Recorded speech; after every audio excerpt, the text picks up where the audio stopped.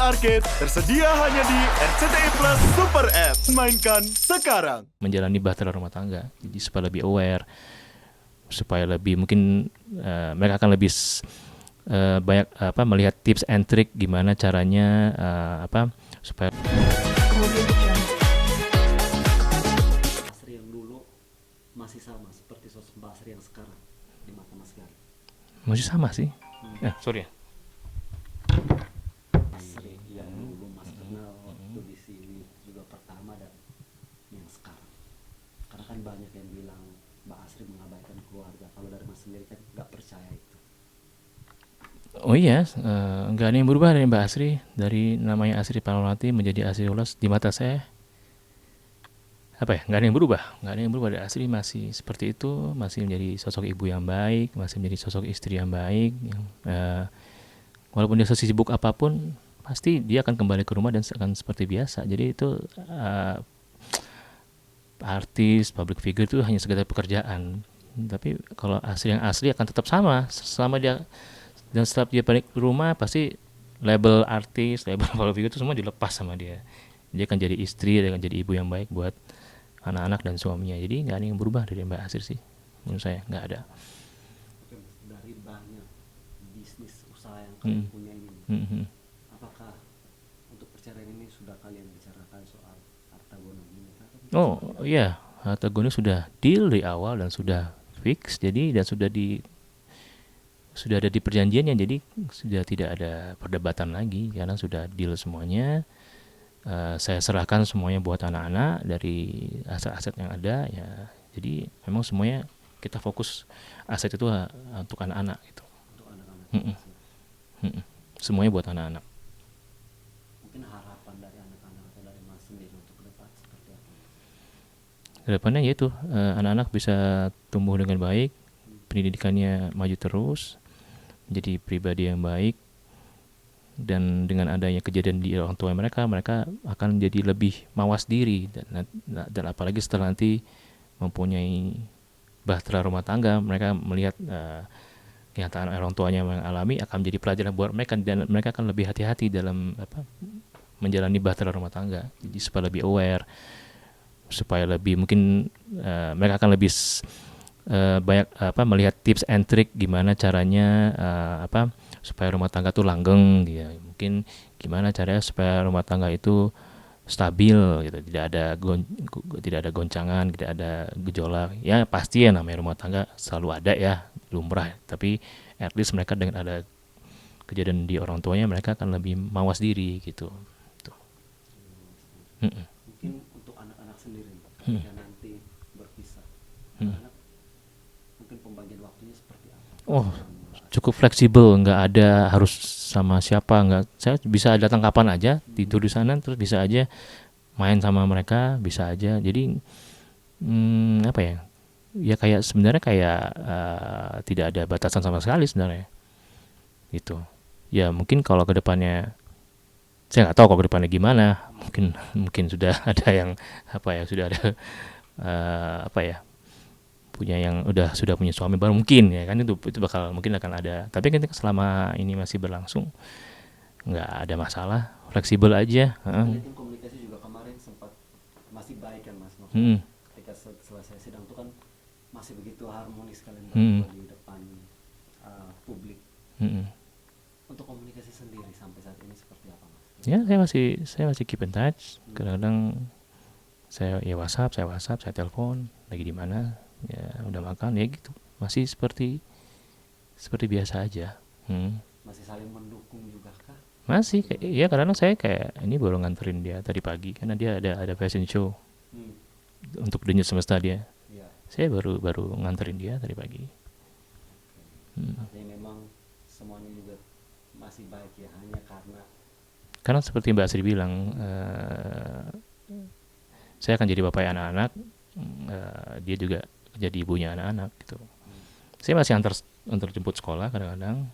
Nanti pasti someday kita akan antar jemput sekolah anak-anak bareng juga pasti. mungkin hal yang paling merubah Mas Gali setelah kejadian ini apa Mas? Kesehariannya Mas itu akhirnya berubah atau seperti Iya, pasti saya udah nggak selalu sama Mbak Asri. Dulu kan karena kita bisnis bareng, hari-hari Mbak Asri sama saya terus, mau dari pagi sampai malam. Sekarang kan ya udah pisah rumah ya beda lah pastinya ya, nggak sama. Cuma kan komunikasi tetap jalan. Ya bedanya karena ya saya udah nggak bisa lihat Mbak Asri tiap hari, gitu aja. Saya nggak bisa lihat tiap hari, nggak nemenin dia tiap hari gitu. Jadi fokus dengan urusan masing-masing, gitu. Fokus dengan bisnis masing-masing, gitu sih. Itu yang paling beda pastinya, yang paling ekstrim, yang paling kerasa ya. Nggak ada yang cerewetin saya pastinya. Ya beda lah, pasti beda banget. Akan kangen dengan masa-masa waktu bersama nggak mas? Ya pastilah mas, itu pasti keinget terus sih. Hmm. Ya tiap hari dan selama 17 tahun, ada masa saya 4-5 tahun ini ya, Iya. itu hampir tiap hari berdua terus kemana-mana. Ya pastilah, pasti keinget lah mas, pasti nggak mungkin nggak keinget. Cerewetnya Mbak Asri yang paling mas ingat, setiap bangun pagi kah atau mungkin telat makan kah atau seperti apa? Ya dia suka ngasih nasihat, apa, jangan makan manis-manis karena gulanya harus dijaga gitu kan. Terus apalagi kalau olahraga hati-hati karena kan saya masih suka basket.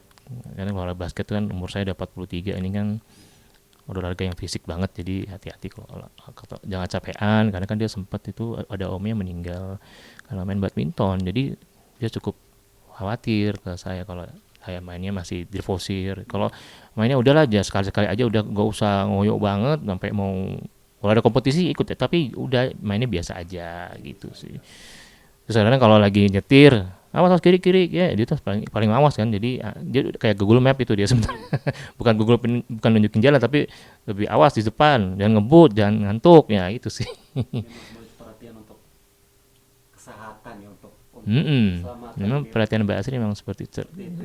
Cerewetnya cerewet buat kesehatan, buat kebaikan bersama. Kebaikan bersama. Mas Gali, Mm-mm. ini kan banyak juga yang mengira bahwa Mas Gali ini punya sosok yang cuek. Hmm. Karena dari beberapa podcast bersama Mbak Asri itu kan Hmm. seperti Desta juga, Desta Hmm. Desta Ya, ya, yang ya. akhirnya mengakui bahwa Mas Gali itu kayak cuek dan nggak senyum sama teman-teman Ya. karena pernah Saya- terlibat ini juga ya Mas. Saya kan kerja di HRD mas. Hmm. Hari-hari saya kan ketemu orang. Jadi kalau dibilang cuek sama sekali nggak benar. Mungkin gini ya, karena saya itu sebenarnya orang yang introvert, tapi udah capek di kantor, makanya kadang-kadang kalau saya pulang ke rumah udah diem tuh karena energi saya udah habis. Nah kalau Desta itu purely karena saya pakai headset dan itu saya kan gelap kacanya, jadi saya nggak tahu diketoknya. Sekarang saya lagi fokus banget dengerin itu musik, ketokan aja saya nggak tahu, maka saya bingung kenapa sih Desta. Iya katanya kamu diketok, nggak ngomong. Hah? Aku aja nggak ngeliat Desta gimana gitu. Jadi saya aja nggak ngeh tuh kalau diketok sama Desta, tapi kan itu udah clear waktu itu begitu. Terus kalau saya langsung naik ke atas langsung ngobrol. Nggak, sorry gue nggak denger lu ngetok. Padahal kita yang lihat begini kok Iya makanya saya kan kerja di HRD juga, jadi saya hari-hari saya interview orang, saya welcoming orang, saya juga ngajar juga. Jadi kalau dibilang cuek, ya mungkin terlihat lagi cuek karena memang ada di masa-masa sebenarnya saya sudah kecapean, jadi harus diem karena apa yang sudah banyak ngomong ya terlihatnya cuek. Tapi memang saya tipikal kalau malas basa-basi kadang-kadang karena memang saya kan lebih apa ya, udah save tenaga lah. Mungkin Pak Asri lah yang memang apa ya, memang dia orangnya apa ya, sangat-sangat ekstrovert ya. Jadi ya saya hanya lebih silent dan lebih dari belakang aja gitu. Memang begitu sih. Cuma kadang-kadang saya dulu pernah MC juga tuh sama Mbak Asri. Akhirnya saya yang banyak ngomong karena kan memang harus pakai bahasa Inggris. Kebetulan Basri bisa bahasa Inggris, cuma karena memang itu kantor saya, jadi saya bahasa Inggris, Basri bahasa Indonesia. Nah itu memang saya lebih cerewet di situ, karena saya kan yang jadi MC-nya. Tuh, jadi emang ya sebenarnya bisa disetting lah kalau misalnya saya itu bisa cerewet bisa. Itu tergantung settingan atau tergantung request ya. Tapi kalau memang back to aslinya memang tidak terlalu banyak suka basa-basi sebenarnya. tergantung partnernya siapa juga kali ya.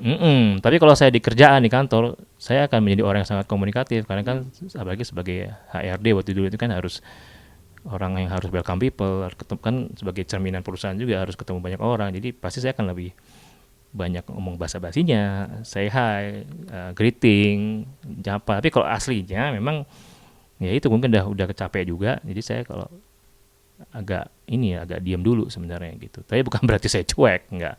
Saya sama sekali enggak cuek gitu. Sama sekali nggak cuek ya. Enggak. Berarti berbeda 180 derajat dari tanggapan. Iya, karena kan orang kan bisa ngejudge kita dalam waktu beberapa detik.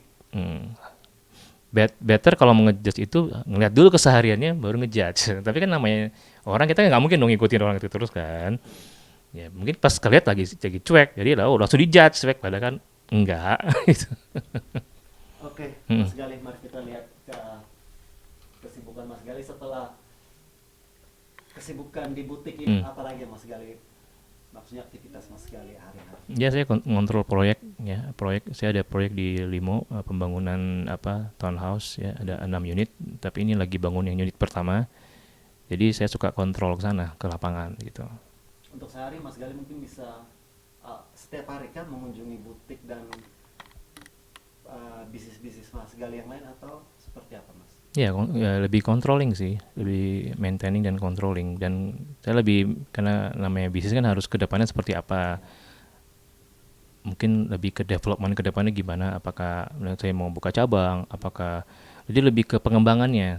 Untuk operasional kan sudah ada pegawai kan, jadi kita lebih memantau operasional, tapi untuk fungsi yang paling besar adalah di fungsi developmentnya. Ini bisnisnya ini mau kemana, mau buka cabang di mana, apakah ada produk baru lagi. Jadi lebih ke pengembangannya, karena memang disitulah core seorang wira swasta, core di situ. Jadi kalau dibilang wira swasta harus tiap hari standby terus ngerjainnya, salah. Wira swasta justru lebih ke bisnisnya mau di develop kemana gitu, lebih ke strategik lah ya. Kalau kerja kan ya udah pasti kerjaan kamu bagian administrasi, ya udah kamu akan berkutat dengan Excel, dengan Word ya, dengan admin. Tapi kalau bisnismen kan orang swasta beda, dia nggak akan duduk diam di meja seharian, nggak. Dia kan bisa jadi di mana sambil duduk di mana mikirin, oh kayak aku mau buka cabang sini, ini produk ini bagus ya, kayak mau dikembangin, ini kayaknya produk ini bagus kalau di online. Jadi nggak mesti duduk di meja terus seolah-olah kerja gitu, enggak. Justru wira swasta menurut saya itu bisa dapat ilham tuh di mana aja, bisa lagi di kamar mandi tiba-tiba dapat inspirasi kan, mungkin lagi buang air besar atau apa, jadi gitu. Ini udah tahun keberapa nih Mas akhirnya keluar dari kantor dan memutuskan untuk jadi seorang? 2 tahun saya, 2 tahunan, 2 tahun lebih. 2 tahun lebih ini ya Mas. Memutuskan untuk menjadi wira swasta, ada alasan khusus nggak Mas?